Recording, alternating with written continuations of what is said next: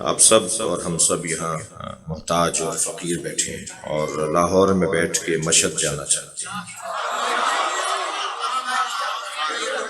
تو مولا کی درگاہ میں اور بارگاہ میں آستانے میں اپنے تصورات کو اتنی دیر تک رکھنا چاہتے ہیں۔ اور میں بے وضاحت اور بے معرفت ہوں، مجھے نہیں معلوم کہ اس مجمع میں کتنے ایسے لوگ بیٹھے ہوں گے جو اگر کہیں گے تو مولا یہاں محفل میں آ جائیں گے، اور اگر ان کے کسی ایک کے کہنے پر بھی مولا آ گئے تو سب کو اپنی مرادیں حاصل ہوتی بھی نظر آئیں گی۔ اور ہم سب یہاں مانگنے آئے ہیں، منگتوں کا مجمع ہے، فقیروں کا مجمع ہے، اور یہ یاد رہے کہ اس دروازے پہ جو جتنا فقیر ہوتا ہے یہ اسے اتنا ہی امیر بناتے ہیں۔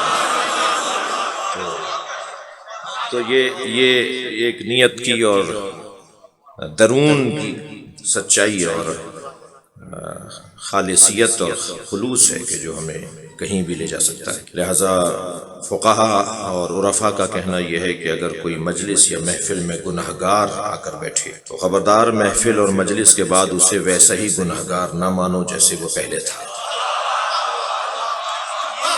کیا معلوم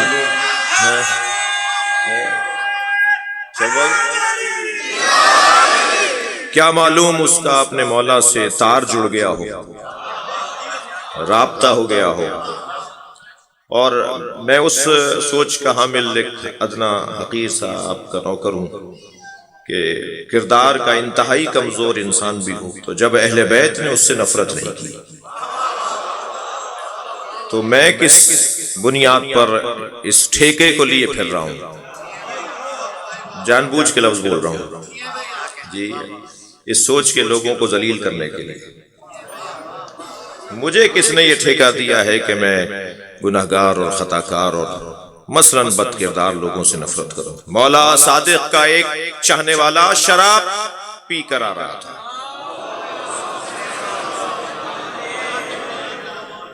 ہرگز یہ مطلب نہیں ہے، مجھے معلوم ہے کہ ہماری یہ گفتگو پوری دنیا میں سنی جا رہی ہے، کہیں گے جی مولانا حوصلہ دے کر آ گئے کچھ غلط کاموں کا، جو کہنا چاہ رہا ہوں وہی سمجھا بھی جائے گا۔ شراب پی کر آ رہا ہے، مدینہ منورہ ہے، جس گلی سے گزر رہا تھا سامنے سے امام آتے نظر آئے، وہ آدھی بچی ہوئی بوتل اپنی پشت پر لے گیا، اپنا ہاتھ پیچھے لے گیا کہ امام برابر سے گزریں گے سلام کر لوں گا اور اس کو چھپا لوں گا۔ جب سامنے آ گئے تو امام نے فرمایا تمہارے ہاتھ میں کیا ہے، یہ کیا چھپایا ہوا ہے تمہیں ہم سے؟ کہنے لگا مولا سرکہ ہے۔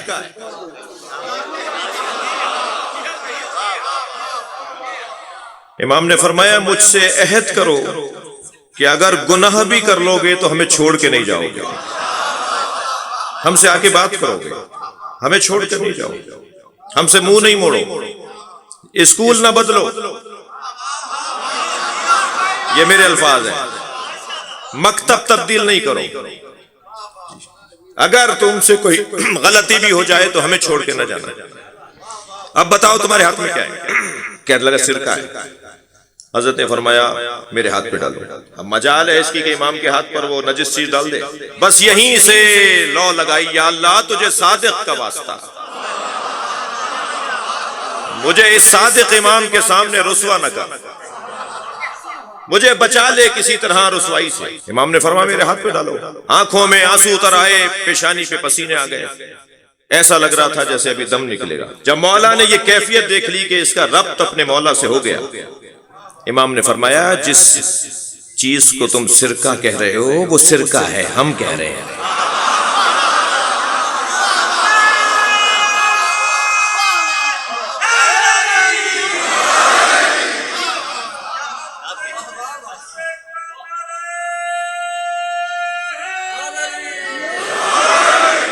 وہ شراب سرکہ ہو گئی۔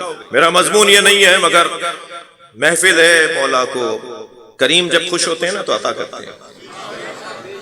اس گھرانے کو خوشیاں تو دی نہیں گئی، لہٰذا جب خوشی کی کوئی تاریخ ہے تو وہ بہترین وقت ہے اپنے اوپر توجہ کرنے کا، اور پھر ان کی عطاؤں کا دیکھیے گا کیا حال ہوگا۔ ابو بصیر حج پہ جا رہے ہیں، 18 اصحاب اجماع میں سے ایک نام جنہیں 4 اماموں کی صحبت ملی، 4 اماموں نے جنہیں اپنا معتمد قرار دیا، ان میں ایک ابو بصیر مومن عطاق الشام، اور معصوم فرماتے ہیں اگر ابو بصیر کہہ دے کہ یہ صادق نے کہا ہے تو مان لو کہ میں نے کہا ہے۔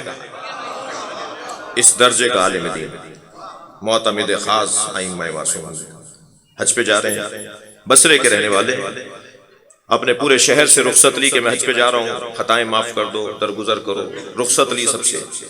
ایک ایک دروازے کو بجاتے تھے، باہر آتا تھا شخص، اس سے اجازت لیتے تھے۔ اچانک ہاتھ بڑھا ایسے دروازے کی کنڈی پر جس گھر میں اس شہر کی ہر برائی ہوتی تھی، اس گھر کا رہنے والا تمام برائیوں کا بانی موجد تھا، مددگار تھا، محرک تھا۔ ہاتھ روک لیا، اس سے کیا پوچھنا ہے؟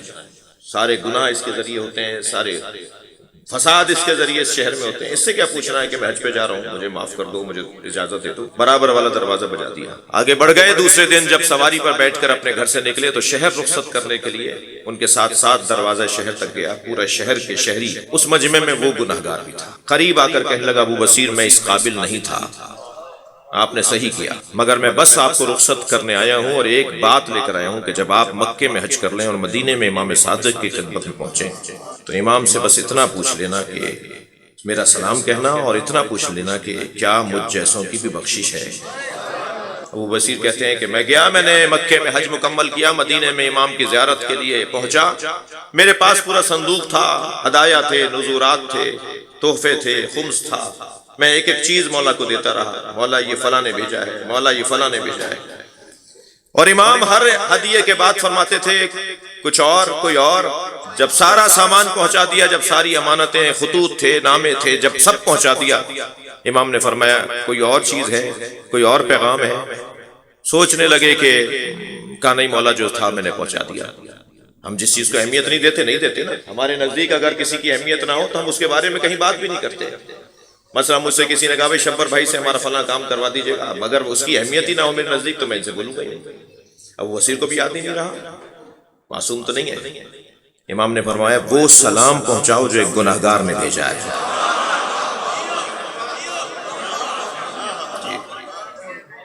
ہاتھ پیر کانپنے لگے ابو بصیر کے، مولا اس نے یہ سلام بھیجا ہے اور یہ پیغام بھیجا ہے کہ کیا مجھ جیسوں کی بھی بخشش ہے۔ امام نے فرمایا اب جب بصرے واپس جاؤ تو سب سے پہلے اس کے دروازے پہ جانا اور کہنا تمہارے امام نے تمہارے سلام کا جواب بھیجا ہے اور تمہیں یہ پیغام دیا ہے۔ پہنچے سب سے پہلے اس کے دروازے پر، سارا شہر تعجب کر رہا ہے کہ آخر کیا ماجرا ہے۔ دروازہ بجایا تو وہ رونے لگا، میں کہاں اور آپ کہاں، آپ میرے دروازے پر آ گئے۔ کہا مولا نے تمہارے سلام کا انتظار کیا اور میرے پہنچانے سے پہلے تمہارا سلام مجھ سے مانگا اور تمہیں سلام کا جواب بھیجا ہے اور ایک پیغام بھیجا ہے، اور پیغام یہ ہے کہ ایک وعدہ صادق آل محمد تم سے کرتا ہے اور ایک وعدہ تم اپنے امام سے کرو۔ اپنے امام سے یہ وعدہ کرو کہ آئندہ گناہ نہیں کرو گے، جو کیا سو کیا، جو ہوا وہ ہوا، آج کے بعد وہ ساری برائیاں تمہارے اندر نہ ہو، اور ایک وعدہ میں تم سے کرتا ہوں کہ تمہیں جنت کی ضمانت دیتا ہوں، تمہیں معافی کا عنوان دیتا ہوں، میں تمہیں معاف کرواؤں گا۔ میں اپنے ان بچوں اور جوانوں سے کہوں گا اور میرے عزیزوں کے ساتھ جو ہمارے بھائی آئے ہوئے ہیں، سب کا مقام ہے کسی کی بے احترامی اور کسی کی بے عزتی اور کسی کے لیے رقیق جملہ کہنا اور کسی کے لیے غیر مہذب بات کرنا، یہ اس ممبر کا کام نہیں ہے، لیکن سب اپنی جگہ موجود رہیں۔ کسی نے بھی یہ دعویٰ نہیں کیا کہ ہم جنت دلوائیں گے، کسی نے بھی یہ دعویٰ نہیں کیا کہ آخرت میں ہم بخشوائیں گے۔ مجھے تو تعجب ہے ان لوگوں پر کہ جو اہل بیت کا دروازہ چھوڑ کر کہیں اور بیٹھے ہیں۔ تعجب کی بات نہیں ہے، علی کہتے نظر آئیں کہ جنت میرے ہاتھ میں ہے، جن کے بچے جوانان جنت کے سردار ہوں، اس سیدہ کا کیا مقام ہوگا؟ لہٰذا ہم جس دروازے پر بیٹھے ہیں اس سے اچھا دروازہ نہیں ہے، اور جب اتنا مضبوط دروازہ ہے، میں وہ الفاظ تو مکمل نقل نہیں کر پاؤں گا۔ مولانا سید محمد اون نقوی کی رحلت پر حضرت مولانا طارق جمیل حفظہ اللہ نے مجھے جو تعزیت مجھ سے کی، اس میں انہوں نے ایک جملہ کہا، وہ میں کہہ دیتا ہوں۔ انہوں نے کہا کہ سید ہونے کے ناطے مجھے کہا کہ جی آپ آل رسول ہیں۔ اب جس انداز سے وہ یہ عنوان ہم اپنے ساتھ نہیں دیتے، لیکن آپ کی تو پشت بڑی مضبوط ہے، آپ اہل بیت سے جڑے ہوئے لوگ، جو اہل بیت کے دروازے پر بیٹھے ہوں ان کی پشت بڑی مضبوط ہے۔ اتنی مضبوط پشت والے لوگ اس موقع کو گنوا دیں، اس سہولت کو ہاتھ سے جانے دیں، اس عنوان بخشش کو فراموش کر دیں۔ کہ تمہارے امام نے تم سے ایک وعدہ مانگا ہے کہ آئندہ ایسا نہیں کرو گے، اور ایک وعدہ امام تم سے کرتا ہے کہ جنت کی تمہیں ضمانت دیتا ہوں۔ 6 مہینے گزرے، معلوم ہوا کہ وہ صاحب فراش ہے، بیمار ہے۔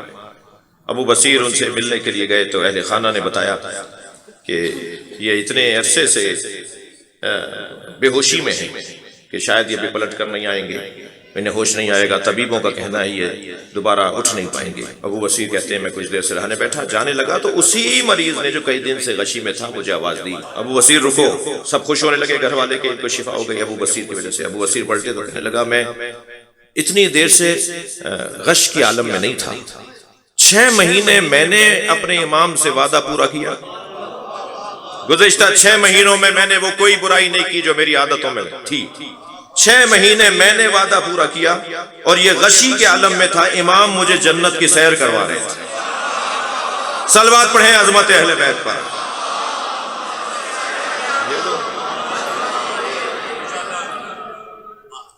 توجہ کر لیا آپ نے؟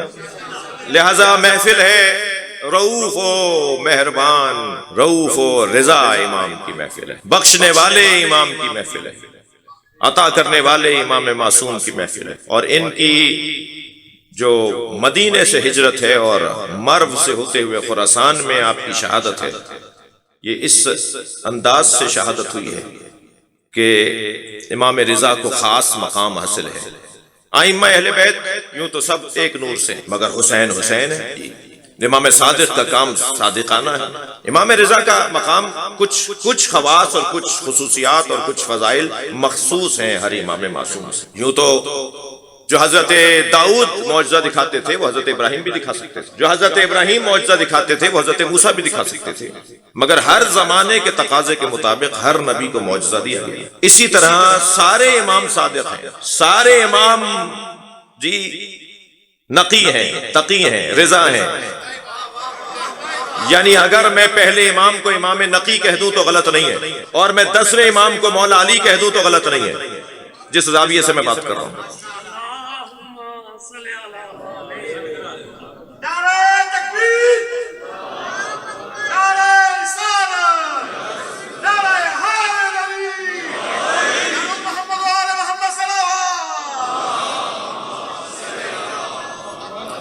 آپ اس سے بہتر صلوات پڑھ سکتے ہیں، اللہم صل علی محمد و آل محمد۔ حاجات کی برابری کے لیے اس سے بہتر صلوات ہدیہ کریں۔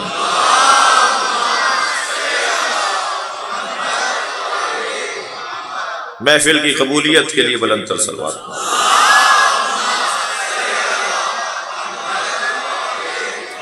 کچھ بیمار اور بیماروں کے عزیز یعنی کچھ مریض ہیں گھروں میں ہمارے، ان کی شفا کے لیے بلند تر صلوات۔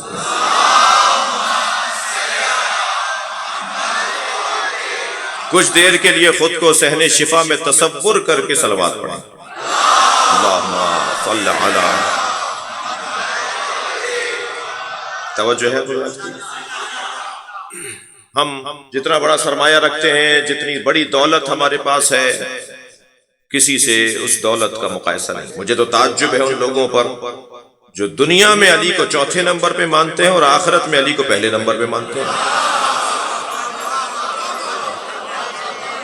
سارا عالم اسلام اس بات پر متفق ہے کہ محشر، قیامت، جنت کی نعمتیں بے دست علی ملیں گی۔ کوئی جنت کی بو بھی نہیں سونگھ پائے گا جس کے ہاتھ میں علی کا نام آنا، کوئی پلے صراط سے گزر نہیں پائے گا جسے علی اجازت نہ دے۔ اور بات آپ کی اور میری نہیں ہو رہی۔ ہاں، جب ہم کہتے ہیں کہ مولا علی بعد از نبی، سرکار دو جہاں کے بعد انبیاء سے افضل ہے، مولا نبی کے بعد، مولا نبی کے علاوہ، سرکار دو جہاں خاتم الانبیاء کے علاوہ تمام انبیاء سے مولا علی افضل ہے، تو بعض لوگوں کو یاد آتا ہے کہ کوئی توہین ہو گئی ہے۔ اچھا، ہماری مصیبت یہ ہے کہ توہین کرنے پہ بھی FIR کی زد میں اور فضائل پڑھنے میں بھی FIR کی زد میں۔ تو جن کے اوپر اہل بیت کی محبت میں ایف آئی آریں کٹی ہیں، میں ان کو جب گھبراتا ہوا دیکھتا ہوں، ایک صاحب میرے پاس آئے کہنے لگے جی ایف آئی آر کٹ گئی۔ میں نے کہا جی کیوں کٹی؟ کا جی وہ میں نے مجلس کروائی تھی اور اس میں مولانا پہ بھی کٹ گئی اور مجھ پہ بھی کٹ گئی۔ تو میں نے کہا جی یہ پریشان کیوں ہیں؟ کہنا ہے بڑی مشکل ہو جائے گی۔ میں نے کہا آپ تازہ شیعہ ہوئے ہیں، ابھی شیعہ ہوئے ہیں؟ کہنے لگے مولانا نجیب الطرفین ہوں، خاندانی ہوں۔ میں نے کہا خاندانی شیعہ ہونے کے بعد تم مولا علی کی محبت میں کٹنے والی ایف آئی آر سے گھبراتے ہو؟ اسے گلے میں ہار بنا کر پھرو اور اللہ کا شکر ادا کرو کہ رجسٹرڈ مولائی ہو گئے ہو۔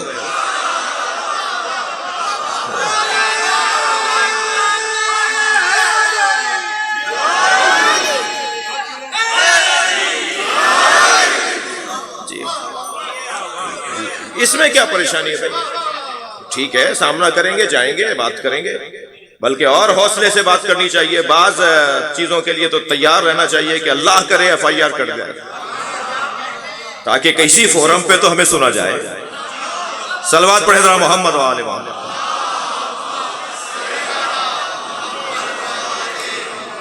عزیزان گرامی، سب امام میرے مرتضیٰ ہیں، سب امام ہمارے مجتبیٰ ہیں، سب امام ہمارے تقی ہیں، سب امام ہمارے عسکری ہیں، مگر یہ نام جو مختلف ائمہ اہل بیت کے ساتھ القابات کی صورت میں ہم رکھتے ہیں، انہیں یاد کرتے ہیں، وہ اس زمانے کی ضرورت کو کہتے ہیں۔ امام عسکری کو آج یہ لفظ آج کا ہے، گھر میں نظر بند کیا گیا، باہر نہیں نکل سکتے، کسی سے مل نہیں سکتے، اور امام کے ساتھ جو ظلم ہے، اور ایک دن امام بظاہر اپنے گمان میں روب ڈالنے کے لیے امام کو لے گئے اس جگہ جہاں سپاہیوں کی پریڈ ہو رہی تھی اور وہ سلامی دے رہے تھے بادشاہ وقت کو۔ ہزاروں کی تعداد میں سیدھے ہاتھ پیر چلانے والے لوگ گزر رہے تھے جی، اور ایک مرتبہ کہا کہ یہ ہے ہمارا لشکر، تو فوراً میرے مولا عسکری نے فرمایا یہ ہے میرا لشکر، اور جب آسمان کی طرف دیکھا تو ان سے 10,000 گنا زیادہ فرشتے تھے جو سپاہیوں کی صورت میں کھڑے تھے۔ تمہارے پاس جو لشکر ہے وہ زمین کا محتاج ہے، اور مجھے جو اللہ نے لشکر عطا کیا ہے وہ آسمانوں پر بھی سیر کرتا ہے۔ عسکری امام، لشکر والا، صلوات پڑھے محمد و آل محمد۔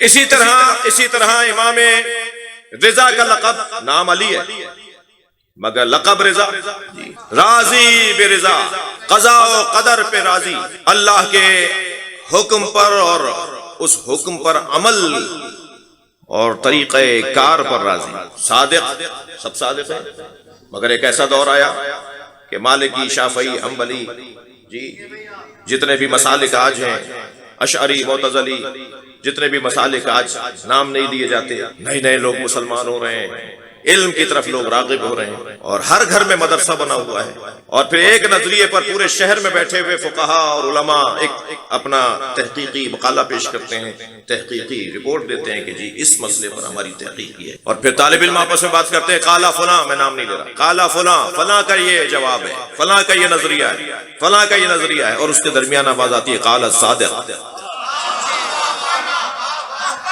اور صادق کا یہ نظریہ ہے۔ ان سارے اقوال میں جب امام کا نظریہ سامنے آتا ہے تو لوگ تسلی کر لیتے ہیں کہ یہی نظریہ سچا ہے۔ ایک شخص نے آ کر امام اعظم ابو حنیفہ سے کہا کہ آج میں ان کے درس میں گیا تھا اور آپ بھی ان کے شاگرد ہیں، وہ عجیب انداز سے بات کر رہے تھے اور ہر بات میں کہتے تھے قال رسول اللہ، جبکہ وہ رسول اللہ کے زمانے کے تو ہے نہیں، انہیں کہنا چاہیے قال فلان ان فلان ان فلان ان رسول اللہ، فلاں نے کہا ہے کہ میں نے فلاں سے سنا اور اس نے اس سے سنا اور اس نے اس سے سنا اور اس نے رسول اللہ سے سنا۔ تو امام اعظم ابو حنیفہ الجھ کر، ناراض ہو کر کہنے لگے خبردار ان کے بارے میں ایسا نہ سوچو، وہ یہ بھی حق رکھتے ہیں کہ کہہ دے کہ اللہ نے یہ کہا ہے۔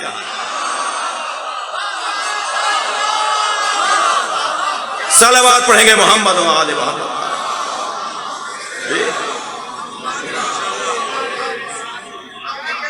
ایسے گھرانے سے جڑے ہوئے ہم لوگ ہیں۔ عزیزان گرامی، یوں تو اللہ کو غرور پسند نہیں ہے، اللہ متکبروں کو اچھا نہیں سمجھتا۔ الکبر و ردائی، تکبر میرے کپڑے ہیں، اللہ کہہ رہا ہے جس نے تکبر اختیار کیا اس نے میرے کپڑوں میں ہاتھ ڈالا۔ خبردار غرور نہ کرو، بڑی گاڑی آ جانے کے بعد چال نہ بدلو، مہنگے گھر میں رہنے کے بعد جی اپنی پیشانی پہ بل لانا بند کرو۔ زمین پر اکڑ کے چلنے سے زمین کو تم پھاڑ نہیں سکتے اور پہاڑ سے اونچا نہیں ہو سکتے۔ یہ میرے مولا علی کے جملے ہیں۔ جب تم کچھ کر ہی نہیں سکتے، اتنے کمزور، ناتوان، لاغر، مجبور، ایک چیونٹی تمہارا دم نکال دے، ایک مچھر تمہیں مار ڈالے، اور ابھی جس چیز نے مارا ہے لوگوں کو، اس سے زیادہ اور کیا مجبوری ہے ہماری، اور اس سے زیادہ اور کمزوری کی اور دلیل کیا چاہیے کہ میرے انگلی کے پورے پر لاکھوں وہ آ جائیں گے، وہ کورونا وائرس اتنا نظر بھی نہ آئے آنکھوں سے، اتنا ناتوان، نحیف، کمزور ایک جانور بڑے بڑے لوگوں کو مار رہا ہے، پوری دنیا کو اس نے معطل کر دیا۔ تو انسان کی کمزوری کا اسے اندازہ ہونا چاہیے، کتنا لاغر ہے، کتنا کمزور ہے، کتنا مجبور ہے، کچھ بھی تو نہیں ہے اس کے پاس، یہی تو اس کا کرشمہ ہے۔ انتہائی کمزور کو انتہائی طاقتور بنانے والے کو اللہ کہا جاتا ہے، جس کا حال یہ ہے کہ جو ہے وہ اتنا طاقتور ہو جاتا ہے کہ سخر لکم الشمس والقمر، ہم نے چاند سورج تمہارے حوالے کر دیا، جو خود اپنے حوالے نہیں ہے، ساری دنیا اس کے حوالے ہے۔ جی یہ اللہ کا کام دیکھیے۔ اور بندوں، میرے کم سن ساتھیوں، اللہ کے کاموں میں اور بندوں کے کاموں میں بڑا فرق ہے۔ بندوں کے کام تمام ہو کے نہیں دیتے، وہ سب سے پہلا مائک جو ایجاد ہوا تھا وہ آج کسی میوزیم میں ہوگا، اور جدید ترین جو مائک ہے وہ کبھی کبھی ہمارا گریبان بھی پکڑ لیتا ہے۔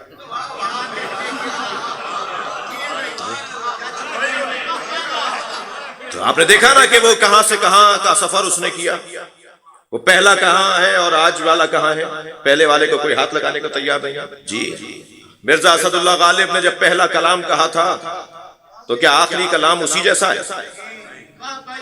تدریجاً کمال پر پہنچے نا غالب۔ خود میر انیس علیہ رحمہ، جو ان کا پہلا مرثیہ ہے اور جو ان کا آخری مرثیہ، دونوں رکھ کے دیکھ لیجیے، دونوں مرثیے بتا رہے ہیں کہ کمال کو تدریجاً ترقی ملتی ہے، آہستہ آہستہ کمال پہ جاتا ہے۔ خود میں نے جو پہلی تقریر کی تھی 7-8 سال کی عمر میں، وہ اس کا ریکارڈ دیکھتا ہوں تو شرم آتی ہے۔ آج بہرحال ناکام خطیب نہیں ہے، تو یہ تدریجاً کمال پر انسان جاتا ہے، اور انسان فن کا حصہ ہے کہ انسان بتدریج کمال پر پہنچے۔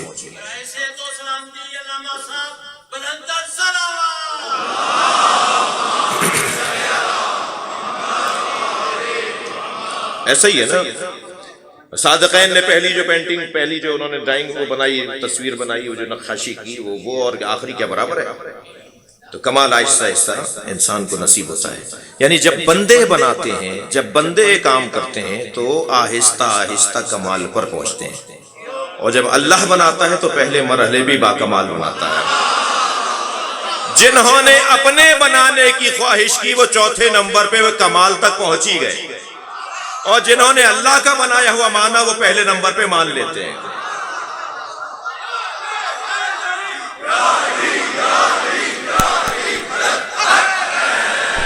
لہذا جس دروازے پر میں، اور پہلے تسلی دیجئے، تھک تو نہیں رہے میری باتوں سے، جس دروازے پر ہم بیٹھے ہیں اس سے اچھا دروازہ نہیں ہے، اسکول چینج نہیں کریں گے۔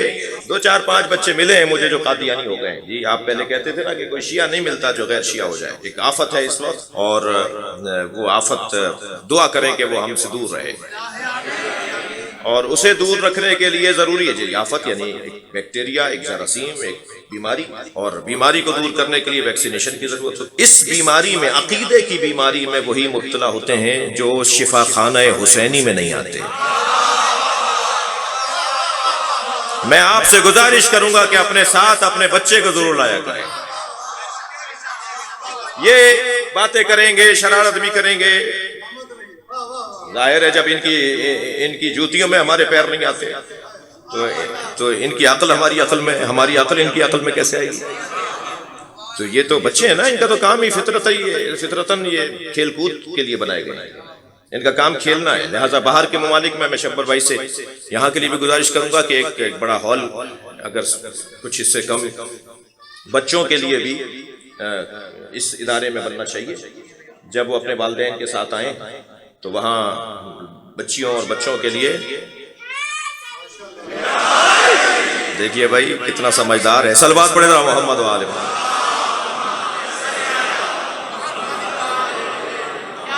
یہ باہر کے ممالک میں آپ جائیں، آپ سب تجربہ رکھتے ہیں، وہاں ہر امام بارگاہ میں ایک روم بنایا ہوا ہے، ایک بڑا ہال بنایا ہوا ہے جس میں ان کے کھیلنے کی چیزیں ہیں، جس میں ان کی تفریح کی چیزیں ہیں۔ اب وہ آپ کھیلنے کی چیزیں اسلامی رکھ دیجیے، اسلامی چیزیں رکھ دیجیے، اور جس سے وہ کھیل کھیل میں وہ سمجھ رہے ہوں گے کھیل رہے ہیں، جبکہ سازش کر دیجیے ان کے ساتھ۔ تو وہ سمجھ رہے ہوں گے ہم کھیل رہے ہیں، مگر آپ کھیل کھیل میں کچھ سکھا دیجیے گا انہیں، توجہ ہے نا۔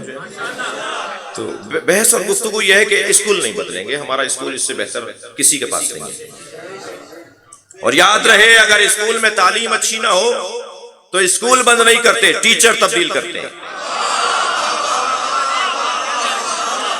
اور جہاں بھی آپ کو قادیانیت کا وائرس شیعوں میں آتا ہوا نظر آئے، اور کچھ سنی بھی ہوئے ہیں، میرے بھائی سنی ہماری جان ہے، مگر وہ شیعہ مجھے اچھا نہیں لگتا جو اچھا چھوڑ کے کہیں اور چلا جائے۔ سنی ہماری جان ہے بھائی، آیت اللہ سیستانی فرماتے ہیں بھائی نہیں بولو انہیں، جان بولو، یہ ہماری جان ہے جی۔ ویسے ہی ہم تو بچپن سے، وہ جب اذان 8 منٹ پہلے ہوتی تھی تو ہمارے گھر کی بڑی بوڑھیاں کہتی تھیں بچیوں سے کہ دوپٹہ سر پہ رکھ لو، بڑے بھائیوں کی اذان ہوتی ہے۔ تو ہمیں تو گھر سے ہی اتحاد بین المسلمین کا پیغام دیا جاتا ہے، ہمارے گھر میں ہی مومنین ہمیں اتحاد کا پیغام دیا جاتا ہے کہ سنیوں کو بڑا بھائی بولو۔ تو یہ اہل سنت ہمارے بڑے بھائی ہیں، ہمارے گھر والوں نے ہمیں یہی سکھایا ہے۔ یہ اور بات ہے کہ حضرت یوسف کو بھی بڑے بھائیوں نے ہی کنویں میں پھینکا تھا۔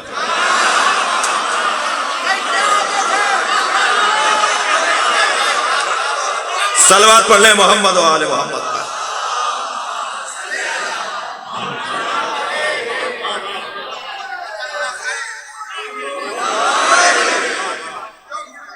جی سب نے بولنا، مل کے بولنا، زندہ دروازے کھولو بھائی، علی حق، علی حق، علی حق، علی حق، علی حق، علی حق، علی حق۔ گلاس ملا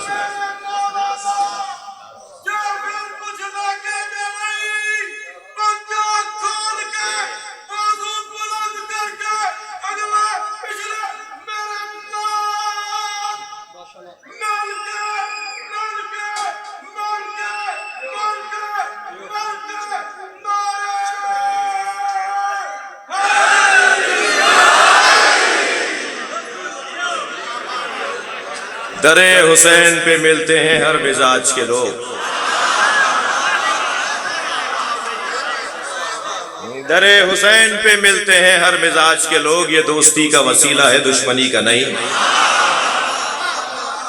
یہ جوڑنے کی جگہ ہے۔ اور جو حسن اس محفل میں عرض کر رہا تھا کہ جو اسکول چھوڑ کر جا رہے ہیں نا، چاہے وہ 1-2% ہی صحیح، وہ اسکول چھوڑ کر اس لیے جا رہے ہیں کہ انہوں نے اسکول میں پڑھا ہی نہیں تھا، اور یہ ایک بیکٹیریا ہے، ایک بیماری ہے، ایک مرض ہے، اس سے شفا کا بہترین ذریعہ ہے محفل اور مجلس میں شرکت۔ ڈاکٹر صاحبان بیٹھے ہوئے ہیں، ایک اتنی سی ٹیبلٹ میرے سر کا درد دور کر دیتی ہے، اتنی سی ٹیبلٹ میرے سر کا درد دور کر دیتی ہے، حسین کی نیاز اثر نہیں کرے گی؟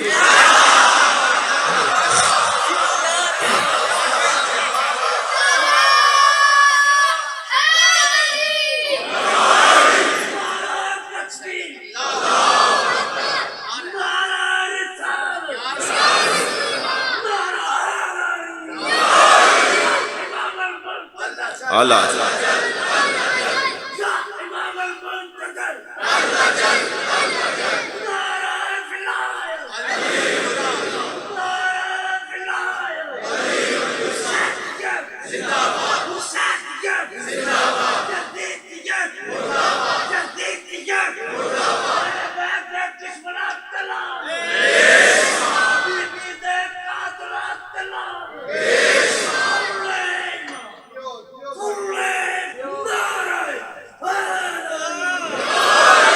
بہترین ذریعہ اپنے ساتھ اپنے بچوں کو لائیے۔ ہمیں بھی کوئی لے کے جاتا تھا، آج اگر ہم مجلس میں محفل میں آئے ہوئے ہیں تو ہمارے بڑوں نے بھی ہمارے ساتھ یہ کیا۔ روایات کا پابند بنائیں، میں عارضانہ عاجزانہ بات کر رہا ہوں، کوئی حکم نہیں دے رہا، میرا مقام بھی نہیں ہے۔ روایات کا پابند بنائیں، سنتی طریقوں پہ۔ ہمارے ہاں ایسا ہوتا آیا ہے، یہ جملے اب سننے کو نہیں مل رہے، پہلے کے بڑے بوڑھے بڑی بوڑھیاں کہتی تھیں ہمارے یہاں ایسا نہیں ہوتا۔ اب یہ جملے سننے کو نہیں مل رہے کہ ہمارے یہاں ایسا نہیں، اس لیے کہ ٹوکنے والے گھبرائے گھبرائے سے ہیں، خاندان کا بڑا ڈرا ڈرا سا ہے، ابا جان بچوں سے ذرا دبے دبے سے، وہ کوئی بات کرنے کو اس لیے سوچتے ہیں کہ کیا معلوم کہ جواب کیسا تڑاک سا آئے گا۔ ہمارے بڑے ٹوکتے تھے، یہ نہیں ہوتا وہ نہیں ہوتا، مصائب میں بھی اور عزاداری میں بھی اور محفلوں میں بھی۔ ہماری روایت یہ نہیں ہے، روایات والے لوگ ثقافت اور کسے کہتے ہیں؟ ثقافت لباسوں سے ظاہر بہرحال ہوتی ہے، لیکن ثقافت در حقیقت روایات سے ثابت ہوتی ہے۔ تشیع کی ثقافت کیا ہے؟ جی اہل بیت کے چاہنے والوں کی ثقافت کیا ہے؟ ثقافت بنائی جاتی ہے، محفوظ رکھی جاتی ہے۔ جی یہ دوبارہ پلٹانے کی ضرورت ہے۔ ایک بچہ مجھ سے کہنے لگا ہماری دادی جب محرم میں اذاخانہ سجاتی تھی تو وہ جو بانس جس کے اوپر علم کا پھریرا چڑھایا جاتا ہے اسے وہ پاک پانی سے اس بانس کو دھوتی تھی۔ تو جی ایام عادت والی بچیاں عزاخانے میں نہیں جاتی تھی، فلاں کام ہمارے یہاں نہیں ہوتا تھا۔ روایات کی طرف آیت اللہ خمینی فرماتے ہیں عزاداری کو روایتی انداز سے منعقد کرو۔ علم لگے گا بھائی، تابوت بنے گا، ذوالجناح سجایا جائے گا۔ ہمارے ہاں ایسا ہوتا تھا، چاندنی بچھائی جائے گی، تبرک میں یہ کھلایا جائے گا، بانی مجلس جوتیوں میں کھڑا ہوگا۔ مجھے تو تعجب ہے ان نئے پیسے والے عزاداروں سے کہ وہ نوکروں سے دیگ بنواتے ہیں، نوکروں سے فرش بچھواتے ہیں، نوکروں سے مجلس کا انتظام کرواتے ہیں اور خود ان پر حکم چلا رہے ہوتے ہیں۔ نوکر بڑا سیانہ ہے، تنخواہ بھی لے گا، حسین سے شاباش بھی لے گا۔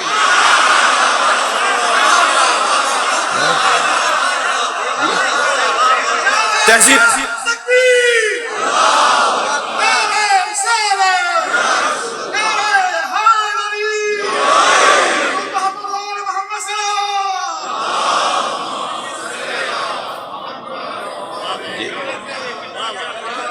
میں ذرا اس لیے اس طرح کی باتیں یہاں کر رہا ہوں، ممکن ہے کہ چند زیادہ قابل لوگ یہ سوچ رہے ہوں کہ صاحب اپنے مضمون پہ تو آ کے نہیں دے رہے، آدھا گھنٹہ ہو گیا۔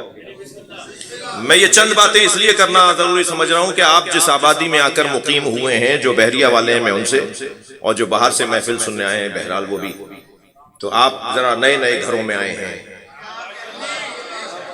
آپ ذرا مہنگے گھروں میں آئے ہیں، تو خبردار یہ پیسے کا نشہ یا آسائشوں کا نشہ ہمیں روایات سے دور نہ کر دے۔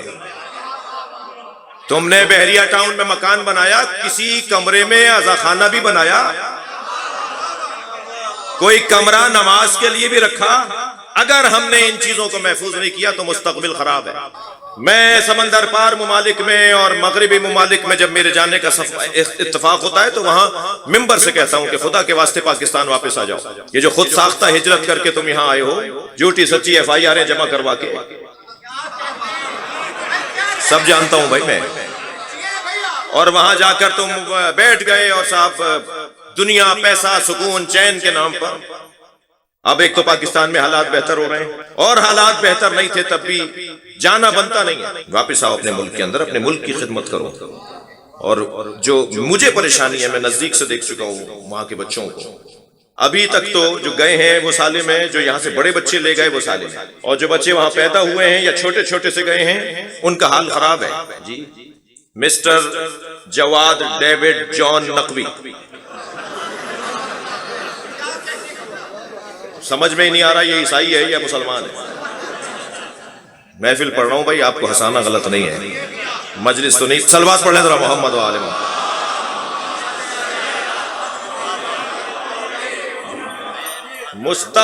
مستقبل خراب ہے، آئندہ بڑا بھیانک ہے، اور آئندہ بہت خراب ہے ان لوگوں کا کہ جو روایات کے پابند نہیں ہیں۔ مجھے کسی بھی پارٹی کا شیعہ سیاستدان جس کے گھر کی عزاداری ہے وہ اس لیے اچھا لگتا ہے کہ جس کے گھر میں ماتم ہوتا ہو وہ قوم سے بے وفا نہیں ہو سکتا۔ لیکن جو موسمی عزادار ہیں، جو 9 محرم کے عزادار ہیں، جو 10 محرم کے عزادار ہیں، سال بھر انہیں مجلس یاد نہیں آتی، انہیں پتہ ہی نہیں چلتا آج امام رضا کی محفل کا دن گزر گیا، انہیں معلوم ہی نہیں ہوتا آج امام علی نقی کی شہادت کا دن ہے۔ وہ 10 دن کے شیعہ اور 10 دن میں بھی ان مہربانی فرماتے ہیں کہ 9-10 کو اگر قائد اعظم نے چھٹی نہ کروائی ہوتی تو پتہ نہیں ان کا اتنا بھی حال رہتا یا نہیں۔ لہٰذا وہ 9 دن محرم کو انہیں یاد آ جاتا ہے کہ کہیں مجلس میں جانا ہے، اور 10 محرم کو یاد آ جاتا ہے کہ آج مجلس میں جانا ہے۔ ان کا حال اچھا نہیں ہے۔ مجھے وہ سنی بڑا اچھا لگتا ہے جو لاکھوں شیعوں میں امام رضا کے حرم میں، امام حسین کے حرم میں ہاتھ باندھ کے نماز پڑھ رہا ہوتا ہے۔ اور اس لیے مجھے وہ سنی اچھا لگتا ہے کہ وہ لاکھوں شیعوں کے درمیان کھڑا ہو کر بتاتا ہے کہ جو دین میں نے سمجھا ہے اس پہ عمل کرنے کی جرت بھی رکھتا ہوں۔ دوسرا پیغام دیتا ہے، خبردار شیعوں سے ڈرنا نہیں، یہ مارتے نہیں ہیں، مگر اتنا ہی وہ شیعہ بہت برا لگتا ہے جو 4 سنیوں میں ہاتھ باندھ دیتا ہے اپنی کرسی بچانے کے لیے۔ صلوات پڑھیں ذرا محمد و آل محمد۔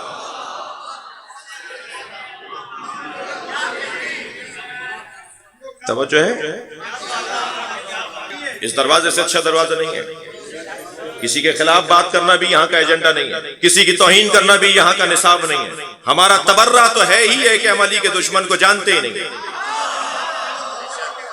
وہ اسی پہ مرے جا رہے ہیں کہ ان کی بات کیوں نہیں کر رہے، اور ہم بات اس لیے نہیں کر رہے کہ جو بھی علی کے سامنے آیا ہو یا آئی ہو بے احترامی نہیں کریں گے مگر آئیڈیل بھی نہیں مانیں گے۔ یہی ہے اس مکتب کے پیغامات کا ایک حسین جلوہ۔ بارہا کہہ چکے ہیں کہ ہم اہل سنت کے مقدسات کی توہین کو حرام سمجھتے ہیں، مگر بنی امیہ کی توہین، بنی امیہ کی تعظیم، بنی امیہ کا احترام ہم نہیں کریں گے۔ بہت واضح بات ہے۔ اس ممبر سے غدیر بیان ہوگی،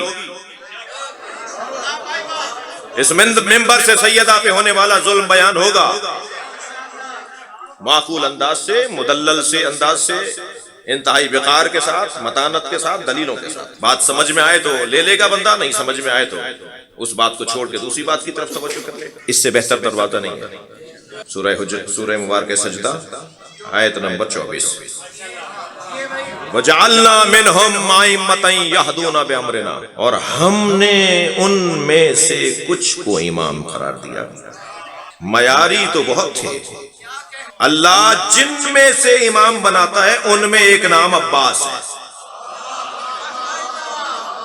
اس معیار کے لوگوں میں سے بھی اللہ جنہیں چننے منہم کا ہے، یعنی کچھ اور بھی ہیں جو امام نہیں ہوئے۔ علماء کرام کو سبق سنا رہا ہوں، من بازیہ ہے، کچھ اور بھی ہیں جو مقام میں ایسے ہی ہیں مگر امام نہیں ہوئے۔ ان میں سے کچھ ایک جیسے معیار کے لوگوں میں سے کچھ کو ہم نے امام چنا ہے، جسے استاد قمر جلال بھی کچھ انداز سے بیان کرتے ہیں۔ جی اللہ، پہلا مصرع، مقام حضرت عباس کچھ کم، مقام حضرت عباس کم نہیں تھا قمر، مقام حضرت عباس کم نہیں تھا قمر، پلاتی دودھ جو زہرا امام ہو جاتے۔ صلوات پڑھیں محمد و آل محمد۔ اب ایسی ہستیوں میں سے توجہ ہے، ایسی ہستیوں میں سے اللہ امام بناتا ہے۔ میں نے ایک جملہ کہا کہ ہمارے کاموں میں اور اللہ کے کاموں میں فرق ہے۔ ہمارا کام اور اللہ کا کام، ایک مختصر جامع جملہ بولنے کی کوشش کر رہا ہوں۔ میرا تو اس وقت میں جو آپ کو ہدیہ دے رہا ہوں وہ جملوں کی صورت میں ہدیہ ہے نا، ایک جامع ہدیہ ایک جملے کی صورت میں۔ اللہ کے کاموں میں اور بندوں کے کاموں میں یہ فرق ہے کہ بندوں کے کام ابتر ہوتے ہیں، اللہ کا کام کوثر ہوتا ہے۔ اللہ جب بناتا ہے تو اللہ بناتا ہے جی، جس کے پاس کچھ نہ ہو وہ کچھ بنائے گا تو کیا بنائے گا؟ سارے جاہل مل کر بھی کوئی عالم نہیں بنا سکتے، سارے مریض اگر اتحاد کر لیں تو ڈاکٹر پیدا نہیں کر سکتے، سارے مقدمہ باز جمع ہو جائیں تو جج نہیں بنا سکتے۔ یہ منصب توفیق الہی ہے، یہ منصب کہیں سے بنایا جاتا ہے، ہم ان میں سے امام بناتے ہیں۔ یہ مائک چل رہا ہے، اس کا تار، اس کا سسٹم سنبھالنے کے لیے ہمارے دوست کہیں بیٹھے ہوئے ہیں، اگر یہ آوازیں نکالنا شروع کر دے، یہ میری آواز کو برابر نہ پہنچائے اور تنگ کر رہا ہو بار بار، جو ہمارے ساتھ ہوتا بھی ہے ایسا، اور وہاں سے ایک جوان اٹھے اور وہاں سے ایک بزرگ اٹھے، کہا جی کہاں رکھی ہے مشین، میں ٹھیک کرتا ہوں، تو شبر بھائی تو ناراض ہو جائیں گے، بھائی خراب نہیں کرو، تم کو آتا ہے؟ جس جہاز اڑ رہا تھا پائلٹ کو ہارٹ اٹیک ہو گیا جی، وہ سیٹ پہ بیٹھے بیٹھے مر گئے، اب جہاز اڑ رہا ہے، اور انہوں نے آ کر آواز لگائی کہ صاحب جہاز کا جو چلانے اڑانے والا تھا وہ مر گیا ہے، تو کیا مسافر میں سے کوئی بھی جا کے بیٹھ جائے گا وہاں؟ بھائی ہر ایک کا کام ہے نا، جس کا اگر ایک مرتبہ مولانا کاظم، حافظ کاظم صاحب فرما دیں کہ یہ کام میرا ہے، پورے مجمع سے کہہ دیں، انتظامیہ سے کہہ دیں کہ یہ میں کروں گا، سب نے طے بھی کر لیا کہ آپ کریں۔ اب جب وہ مرحلہ آئے اور ہم حافظ صاحب سے پوچھے بغیر وہ کام کر لیں تو ان کی توہین ہے یا نہیں؟ جب اللہ نے ایک دفعہ کہہ دیا خلیفہ میں بناؤں گا، امام میں بناؤں گا، جب اللہ نے ایک دفعہ کہہ دیا کہ نبی بنانا میرا کام ہے، جب اللہ نے ایک دفعہ کہہ دیا کہ ہدایت دینا میرا کام ہے، تو پھر مسلمانوں کو اتنا تو سوچنا چاہیے تھا کہ اللہ سے پوچھ لیں۔ یہ اللہ کا کام ہے بھائی۔ ہادی انا، دیکھیے دو چیزیں ایسی ہیں جو اللہ نے اپنے اوپر واجب کی ہیں، تھوڑی تسلی دیجئے کہ دیر تو نہیں ہو رہی ہے۔ دو کام ایسے ہیں جو اللہ نے اپنے اوپر لیے ہیں اور ہم پر بھی کچھ واجب ڈالے ہیں، یہ وہ کرو، یہ کرو، یہ کرو، ایک لمبی لسٹ ہے، اور دو کام اللہ نے اپنے اوپر لے لیے ہیں کہ یہ میرا کام ہے، تمہارا کام نہیں ہے۔ ایک رزق دینا، ما من دابۃ فی الارض الا علی اللہ رزقها، زمین پر کوئی جم بندہ ہلنے والا رینگنے والا وجود نہیں ہے۔ رینگنے والا کہہ کے اللہ نے سب سے کمزور مخلوق کے بارے میں بتا دیا کہ اسے بھی میں دیتا ہوں۔ تو پھر بڑے مخلوق، بڑی مخلوق کی تو بڑی مجبوریاں ہیں، تو کہا ہلنے والا کوئی، ہم ہلنے والے ہیں یا نہیں؟ وہ تو کیڑے مکوڑوں کے لیے اللہ کی آیت ہے، قرآن کی آیت ہے، ہمارے لیے تھوڑی ہے۔ تو ہم ہلنے والے نہیں ہیں کیا؟ اللہ کہہ رہا ہے زمین پر کوئی ہلنے والا نہیں ہے، رینگنے والا نہیں ہے، الا علی اللہ رزقها، مگر اس کے رزق کی ذمہ داری اللہ پر ہے، رزق اللہ دیتا ہے، ٹھیک ہے۔ دوسرا واجب کام جو اللہ نے اپنے اوپر لیا، انا علینا للہدی، ہدایت دینا میرا کام ہے۔ ہدایت دینا اللہ کا کام ہے، ہمارا کام نہیں ہے کہ ہم کسی کو ہدایت دیں۔ اور پھر اللہ نے جنہیں ہادی بنا کر بھیجا، لکل قوم ہاد، اللہ نے ہر قوم کے لیے ایک ہادی قرار دیا ہے۔ جب ہر قوم کے لیے ہادی ہے اور ایک نذیر ہے، ایک ہدایت دینے والا ہے، ایک سمجھانے والا ہے، تو اللہ نے جب بنایا تو مجھے ڈھونڈنا ہوگا۔ وہ یہ کہہ ہی نہیں رہا کہ وسیلہ بناؤ، وہ کہہ رہا ہے وابتغوا الیہ الوسیلہ، وسیلہ ہے تم تلاش کرو۔ میں بنا چکا ہوں، میرا کام بنانا ہے، میں بنا چکا ہوں، تلاش تم کرو۔ اب یہ جو وسیلہ تلاش کرنے کا کام ہے نا، وہ ہے ہمارا۔ جی ہادی کو کیسا ہونا چاہیے؟ نظریہ امامت پر بات ہو رہی ہے۔ ہادی میں کم سے کم 5 کمالات ہونے چاہیے۔ سب سے پہلا کمال علم، جو ہمیں پڑھانے آیا ہے وہی کسی سے پوچھے کہ ابھی کیا کہہ رہے تھے۔ علم سب سے پہلی صفت ہے ہادی کے لیے۔ اللہ اکبر۔ میں اور آپ اور ہم جیسے لوگ پیدائشی ڈاکٹر نہیں ہیں، پیدائشی انجینئر نہیں ہیں، ہم مفتی عالم مجتہد پیدا نہیں ہوئے، لیکن جن کے دروازے پر بیٹھے ہیں وہ گود میں کہتے ہیں قرآن سناؤں، تورات سناؤں، انجیل سناؤں، زبور سناؤں، یہ وہاں سے پڑھ کر آتے ہیں۔ ایک کمال علم، دوسرا کمال شجاعت، ڈرنے والا ڈرپوک، گھبرانے والا، بھاگنے والا، جی وہ کسی طور پہ بھی نمونہ عمل نہیں ہو سکتا، شجاع۔ میرے مولا فرماتے ہیں لو اجتماع العرب علی قتالی، اگر سارا عرب مجھے مارنے کے لیے جمع ہو جائے، مولا علی فرما رہے ہیں میں اکیلا کھڑا ہوں اور سارا عرب مجھے مارنے آئے، لما ولے تو پشت دکھا کے نہیں جاؤں گا۔ علی کا جملہ، میں میدان میں ایسے ہی ڈٹا رہوں گا جیسے لاکھوں کے لشکر کے ساتھ آنے والا سپاہی ڈٹتا ہے۔ جی شجاع، بہادر۔ سب سے زیادہ بات آئی ہے تو ایک جملہ اور ہدیہ کرنا چاہوں گا، سب سے زیادہ جو مولا علی سے ہمیں چیز نصیب ہے وہ شجاعت۔ علی کا نام طاقت آور ہے۔ وہ ایک سیرپ کو کہا جاتا ہے جب حکیم اور ڈاکٹر دیتے ہیں یہ سیرپ جو ہے وہ طاقت آور ہے، اور یہاں یا علی کہنا طاقت آور ہے، مولا کا ذکر طاقت آور ہے۔ جی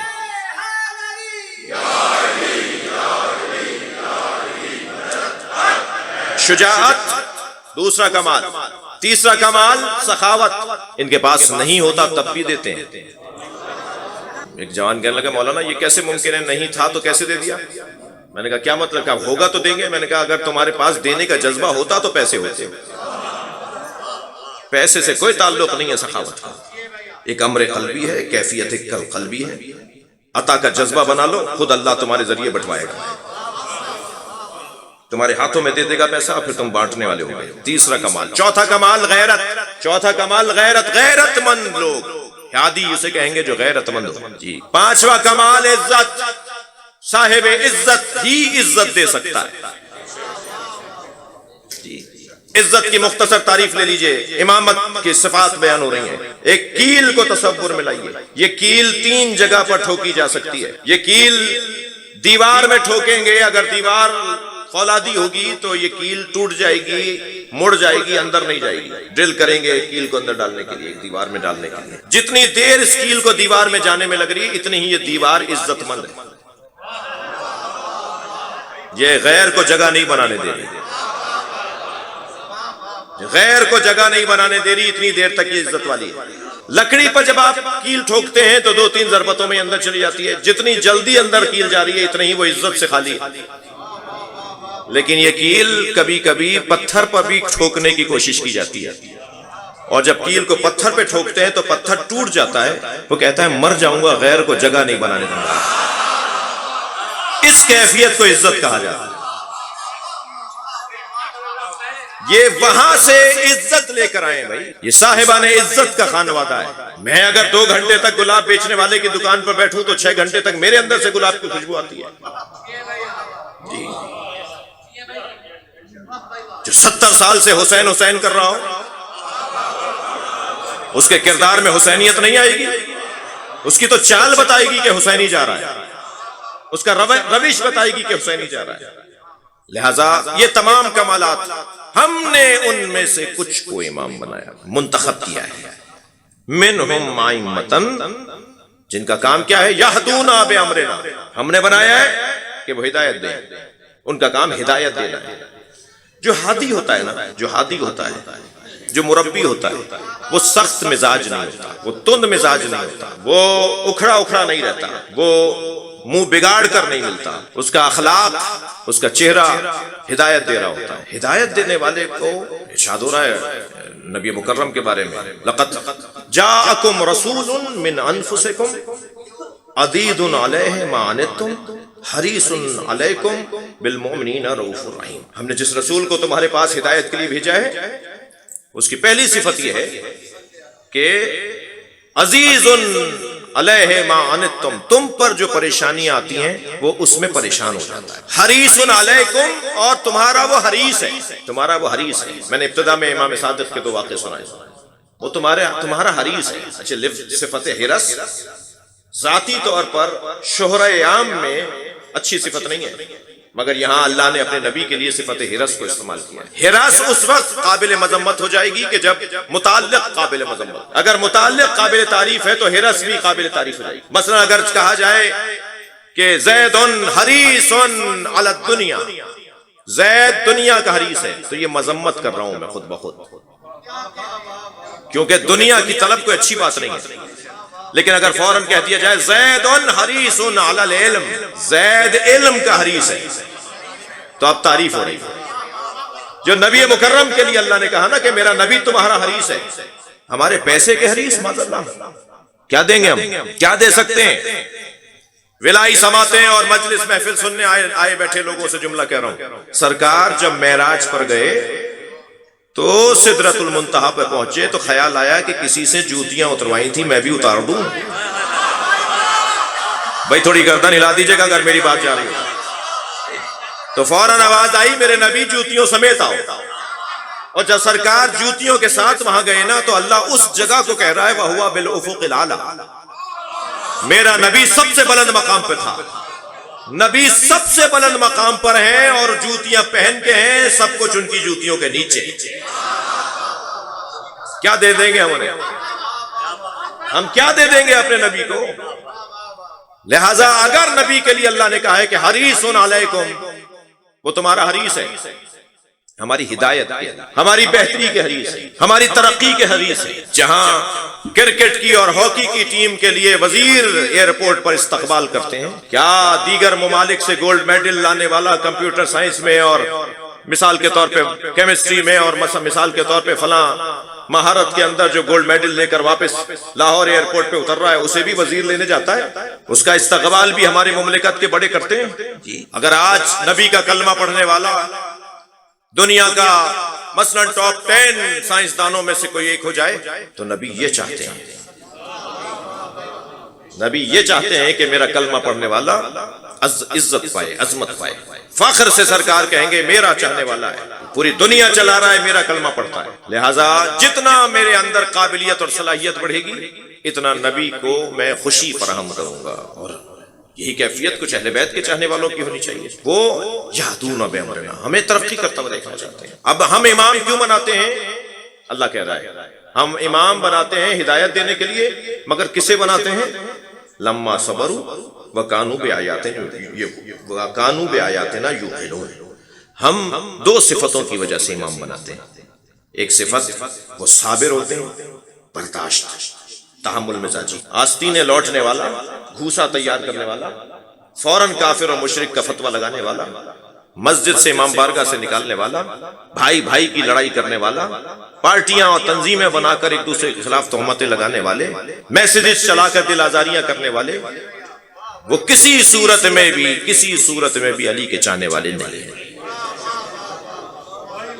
خدا کے واسطے جب پتا چل جائے کہ اس کے دل میں علی بستا ہے، بس ختم، مجھے اسے معاف کرنا ہوگا، مجھے اسے درگزر کرنا ہوگا، اس نے میرا نقصان کیا ہے، میں اپنا نقصان اس لیے چھوڑ رہا ہوں کہ اس کے دل میں سیدہ کی محبت ہے، اس کے دل میں حسین بستے ہیں۔ اتنا کھچاؤ، لڑائی جھگڑا۔ میں جس مسجد میں رہتا ہوں اس کے صحن میں دو لڑکے لڑ رہے تھے، اور ایک بدتمیزی کی حدیں گزار رہا تھا اور دوسرا کہہ رہا تھا کہ باہر چلو تو بات کرتے ہیں۔ میں اس کے قریب گیا، میں نے کہا جی باہر جا کے کیا کرو گے؟ کہنے لگا مولانا یہ امام بارگاہ ہے، لڑنے کی جگہ نہیں ہے۔ میں نے اس کا ماتھا چوم لیا، میں نے کہا بھائی باہر جا کر بھی یقین رکھنا کہ حسین وہاں بھی دیکھ لیں، کم سے کم اتنے تو ہو جائیں۔ مسجدوں میں، امام بارگاہوں میں، مدرسوں میں اگر لڑائیاں ہو رہی ہوں تو گویا مولا کو خوش نہیں کر پا رہے۔ صبر، برداشت، تحمل مزاجی، جلدی فیصلہ نہیں دیں، جلدی رائے نہ دیں۔ میں بچوں اور جوانوں سے کہہ رہا ہوں بزرگ سے خفا نہ ہو، فوراً میسج نہ چلائیں، فوراً بات کو آگے نہ بڑھائیں۔ خاص طور پہ جوانوں میں ایک قاعدہ کلیہ دے رہا ہوں، جس میسج میں فساد کا 1% بھی شائع ہو کہ اس میسج سے فساد پھیل جائے گا، اس میسج کو فارورڈ نہ کرو، اس کا گلا وہیں دبا دو ڈیلیٹ کر کے۔ میرے پاس تو کہیں سے آیا تھا، بھائی تمہارے پاس آیا تھا تو تم نے آگے کیوں بڑھایا؟ جب FIR کرتی ہے نا تو وہ کہتا ہے کہ وہ تمہارے پاس کہیں سے آیا تھا، تمہارے پاس آیا تھا تو تم نے آگے بھی تو بڑھایا۔ علی کے چاہنے والے، فاسقوں سے نفرت کرنے والے سنی سنائی خبر پر عمل کریں گے۔ سنی سنائی خبر پہ عمل کرنے والے کو فاسق کہا ہے نا قرآن میں، جی سورہ حجرات کے اندر، اور جسے فاسق بولا ہے وہ وہی تھا نا جو سن کر آ گیا تھا اور آ کے نبی کو بتا دیا، ماحول خراب کر دیا۔ صحابہ کرام میں ایک جذبات کی کیفیت ہو گئی اور ماحول خراب ہونے لگا۔ قرآن کی آیت آئی کہ اگر ایسے خبر کوئی لے کر آئے تو آپ اس پر اعتبار نہیں کریں۔ توجہ کر لی، لما صبروا وکانوا بآیاتنا یوقنون، اور ہماری آیات پر یقین رکھنے والے، یقین کامل رکھنے والے، حق الیقین رکھنے والوں کو ہم امام بناتے ہیں۔ یہ کیفیت حق الیقین، دیکھیے یہ جملہ کہنے کی ضرورت کیا تھی؟ سمجھ رہا ہوں میں مولا کی قول، لو کشف الغطاء لمزددت یقینا، اگر علی کے سامنے سے حجاب ہٹا دیے جائیں تو یقین میں اضافہ نہیں ہوگا۔ تو یقین تو ہوتا ہی یقین ہے، حجاب کا کیا مطلب ہے؟ حجاب کے بغیر اگر یقین ہے تو وہ یقین ہے، پھر حجاب نہیں ہوا نا۔ تو پھر یقین کی 3 قسمیں بنائی اہل دل نے، علم الیقین، عین الیقین، حق الیقین۔ علم الیقین کے اندر اضافہ ہو سکتا ہے، علم الیقین میں، عین الیقین میں اضافہ ہو سکتا ہے۔ علی کہہ رہے ہیں میں حق الیقین پر ہوں، اضافہ نہیں ہوگا۔ صلوات پڑھیں محمد و آل محمد پر۔ بھئی آپ اس سے بہتر صلوات پڑھیں گے۔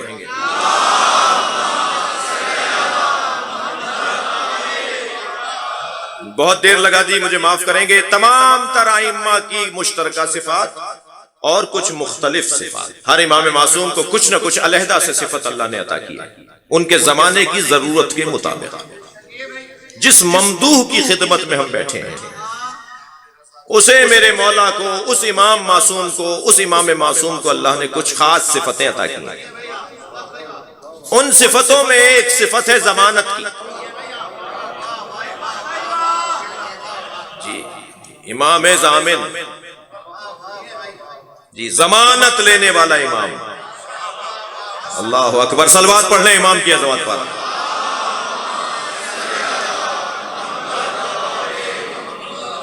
شکاری ہرن کا شکار کر کے جا رہا ہے، میرے معصوم امام کو ہرن نے دیکھا تو اپنی زبان میں کچھ کہا، اور امام اسے کہتے ہیں جو ہر زبان جانتا ہوں۔ میرے مولا نے اس شکاری کو آواز دے کر کہا اس کے 2 بچے ہیں، وہ بھوکے ہیں، اس کے دودھ اتر آیا ہے، اسے چھوڑ دو، یہ دودھ پلا کر آ جائے گی۔ کہنے لگا آپ کو کیسے پتا چلا؟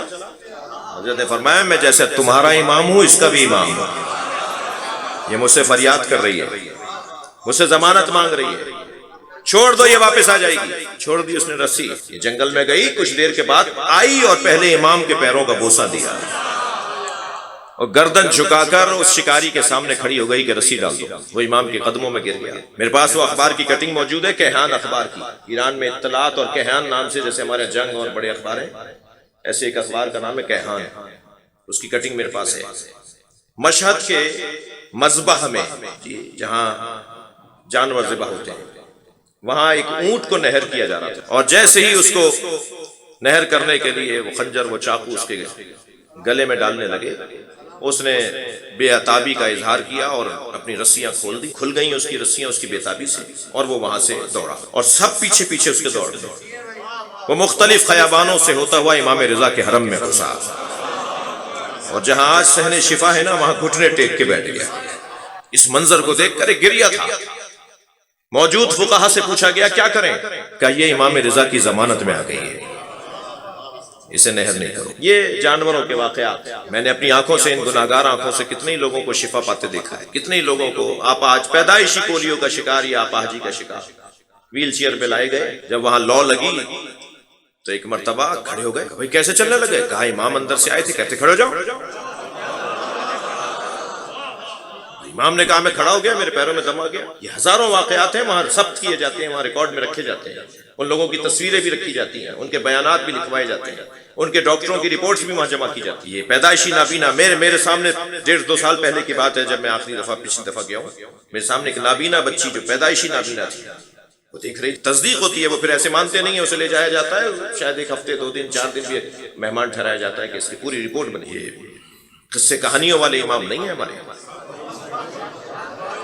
بس کسی طرح کچھ مل جائے سہارے کے طور پہ، میرا پیر ایسا نہیں ہے، زیادہ نگرانی، امام ضامن، ضمانت لینے والا امام۔ جو کام وہ کروا اور چھینے گئے تھے کپڑے جو آدم کے حسنین نے وہ زمین پہ منگوا کے چھوڑے۔ سلیمان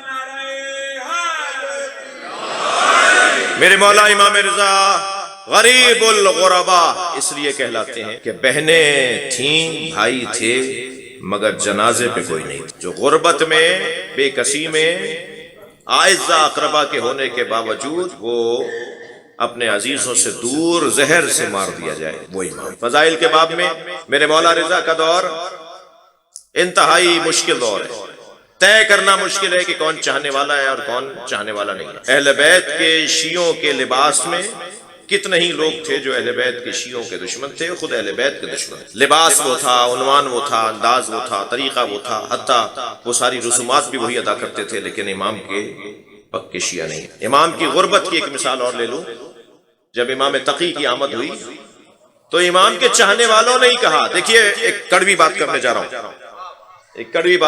ہوں، وہاں سقیفے میں یہ ہوا، لعنت بے شمار، وہاں یہ کھا گئے بے شمار، فلاں ہو گیا تبرہ، لیکن جو کچھ کمزوریاں ہمارے ہاں انہیں کیسے دور کریں گے؟ جی صلح حدیبیہ پہ شک کرنے والے پر تو ہم اسے پسند نہیں کرتے، مگر صلح امام حسن پہ شک کرنے والے تو ہمارے خیمے کے تھے۔ جی بہت مشکل ہے۔ امام تقی کی آمد ہوئی ہے، سب چاہنے والے کہہ رہے ہیں یہ ان کی اولاد ہی نہیں ہے، چاہنے والے کہہ رہے تھے، دوسروں کا تو کوئی مسئلہ ہی نہیں تھا، بڑھاپے میں بیٹا کیسے ہو جائے گا، اتنی عمر میں اولاد کیسے ہو جائے گی؟ مظلومیت دیکھیے، غربت دیکھیے، قیافہ شناس بلایا گیا ہے کہ جو چہرہ دیکھ کر بتائے گا کہ یہ امام رضا کے بیٹے ہیں۔ کیا گزر رہی ہوگی امام پر؟ ایک جانب کرسی پر حضرت بیٹھے ہیں، وہ آیا، امام کو دیکھا اور مجمع میں دیکھنے لگا، کہا جی اس مجمع میں سے بتاؤ کس کا بیٹا یہ؟ امام کو دیکھ کر کہا کہ یہ ان کا، یعنی ایک قیافہ شناس تصدیق کرے گا۔ یہ ہے غربت، یہ ہے غریب الغربا ہونے کا فلسفہ اور علت کی کیوں امام کا یہ لقب ہے۔ عزیزو، حسن و جمال ایسا ہے کہ نقاب لگائیں تو کچھ دیر ٹھہریں گے اور بغیر نقاب کے آ جائیں تو محفل ہی الٹ جائے گی۔ بازار سے گزر جائیں تو دکانیں بند ہو جائیں، مسافر رک جائیں، لوگ امام کے چہرے کی زیارت کر کے انگلیاں چبائیں۔ حسن و جمال امام رضا کا اس کیفیت میں، اور تمام تر کمالات کا مجموعہ امام رضا کی ذات کو قرار دیا۔ آپ جس جگہ سے گزرتے ہیں مدتوں وہاں خوشبو رہتی ہے، آپ اگر کسی کی طرف نگاہ بھر کے دیکھ لیں تو اسے بیماریاں ختم ہو جاتی ہیں۔ امام کی صفات کے اندر یہ ہے کہ اگر کسی جانور کو امام نے لاغر اور ناتوان دیکھا، وہ گھوڑا ہو، وہ اونٹ ہو، ناقہ ہو، جانور بکری گائے ہو، کسی لاغر ناتوان جانور کو دیکھ کر امام نے ایک لمحے کے لیے اس پر غور کیا، اس کی صحت بحال ہو گئی، دودھ بڑھ گیا۔ یہ ظاہری معجزات، ظاہری کرامتیں امام، اور ان تمام کمالات اور کرامتوں میں سب سے بڑی کرامت امام کی ہے کہ امام نے جس دور میں شش امامی کا جب مکتب کے اندر ایک بحران آیا، اس کے بعد امام رضا کے زمانے میں، امام تقی کے زمانے میں بحران آیا، لوگ تشیع سے اور مکتب سے دور ہونے لگے، فرقہ بننے لگا شیعوں میں۔ امام رضا کے آپ کیوں خاص طور پہ سلام کرتے ہیں امام رضا کو؟ جی نبی کو سلام کیا، امام حسین کو سلام کیا، پنجتن کو سلام کیا، پھر خاص طور پہ مڑے ان کے درمیان تو اور بھی امام ہیں، انہیں سلام کیوں نہیں کر رہے؟ کیوں علیحدہ سے ہم امام رضا کو سلام کرتے ہیں؟ امام رضا ان بحرانوں میں آخری بحران کو ختم کرنے والے امام ہیں جن کی وجہ سے آج ہم 12 امامی ہیں۔ صلوات پڑھیں گے امام رضا کی عظمت پر۔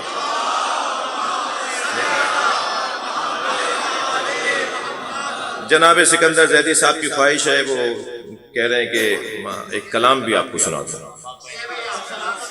آفاق بھائی کی بھی ہے شاید خواہش، آپ کی بھی ہے؟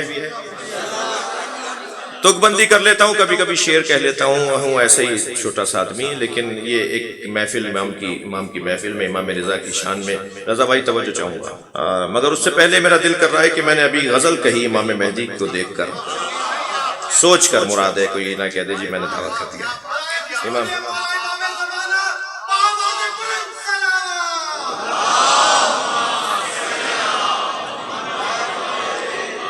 مجھے اندازہ ہو رہا ہے کل ورکنگ ڈے ہے اور آپ لوگ بہت دیر سے بیٹھے ہوئے ہیں، میں زیادہ نہیں رکنا چاہوں گا۔ ایک امام کو سوچتے ہوئے کہ غزل کہی، آیت اللہ خمینی نے بھی کئی غزلیں کہی ہیں امام کے خد و خال کو سوچ سوچ کے، تو ایک غزل امام کی کہ سرمے طور لگا دیدہ تر پیدا کر، سرمے طور لگا کوہ طور، سرمے طور لگا دیدہ تر پیدا کر، شوق دیدار اگر ہے تو نظر پیدا کر۔ جی اور زینہ ممبر شبیر سے بڑھ کر کیا ہے؟ تھوڑا گردن ہلائیے گا اگر شعر جا رہا ہے تو۔ زینہ ممبر شبیر سے بڑھ کر کیا ہے، مل گیا تجھ کو شرف اس پہ نشر پیدا کر۔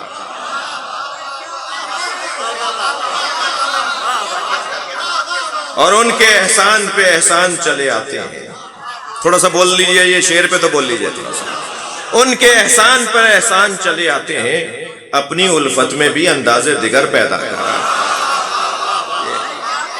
اور ساحل عشق پہ رک جانے سے حاصل کیا ہے؟ عاشقوں ساحل عشق پہ رک جانے سے حاصل کیا ہے؟ ڈوب کر پار اترنے کا ہنر پیدا کر۔ اور الاجل کہنے سے آ جائیں گے مولا کیسے، الاجل کہنے سے آ جائیں گے مولا کیسے، اپنے آقا کے ذرا دل میں تو گھر پیدا کر۔ صلوات پڑھیں گے محمد و آل محمد۔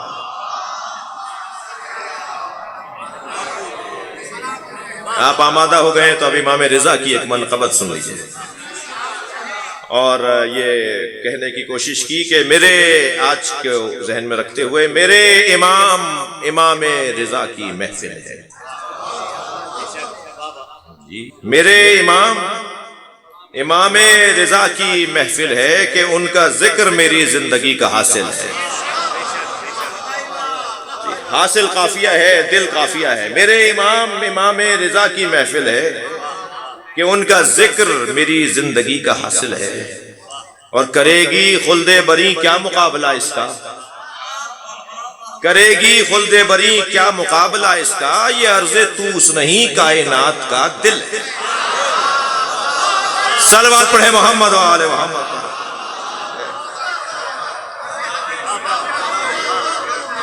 کرے گی خلد بری کیا مقابلہ اس کا، یہ عرض توس نہیں، کائنات کا دل ہے مدینہ، کرب و بلا کاظمین و سامرہ، مدینہ کرب و بلا کاظمین و سامرہ، نجف کی طرح سے مشہد بھی میری منزل ہے۔ اور شعر شاید کسی قابل ہو، فقیروں کا انداز ہے کہ وہ سامنے ہیں مگر ان کو کس طرح دیکھوں، وہ سامنے ہیں مگر ان کو کس طرح دیکھوں، حجاب کم نظری درمیاں میں حائل ہے، حجاب کم نظری درمیاں میں حائل ہے، حجاب کم نظری درمیاں میں حائل ہے، یہ بھائی بہن کا رشتہ عجیب پایا ہے، یہ بھائی بہن کا رشتہ عجیب پایا ہے، مشہد سے قم کی طرف دل جو میرا مائل ہے۔ اور توجہ چاہوں گا کہ مجھے ہے فخر کہ ہوں ایسے در سے وابستہ، ابھی نثر میں بھی میں یہی کچھ کہہ رہا تھا، مجھے ہے فخر کہ ہوں ایسے در سے وابستہ، جو حج بیت خدا کا کمال و حاصل ہے، اور وہی ہے زہد، وہی علم ہے، وہی کردار، وہی ہے زہد، وہی علم ہے، وہی کردار، میرا امام سراپا نبی شمائل ہے، میرا امام سراپا نبی شمائل ہے، اور جو بندگی کی ہے ایک شرط اولی آسی، جو بندگی کی ہے ایک شرط اولی آسی، وہی خلوص میری منقبت میں شامل ہے۔ یا اللہ ہمارے بولنے بیٹھنے کو عبادت شمار فرما، ہماری انتظامیہ بحریہ ٹاؤن کی انتظامیہ ان کی توفیقات میں اور اضافہ فرما، حاضرین یہاں مانگنے آئے ہیں امام رضا کا واسطہ دیتے ہیں، ان سب کی حاجات کو پورا فرما، ہم سب کی عاقبت بخیر فرما۔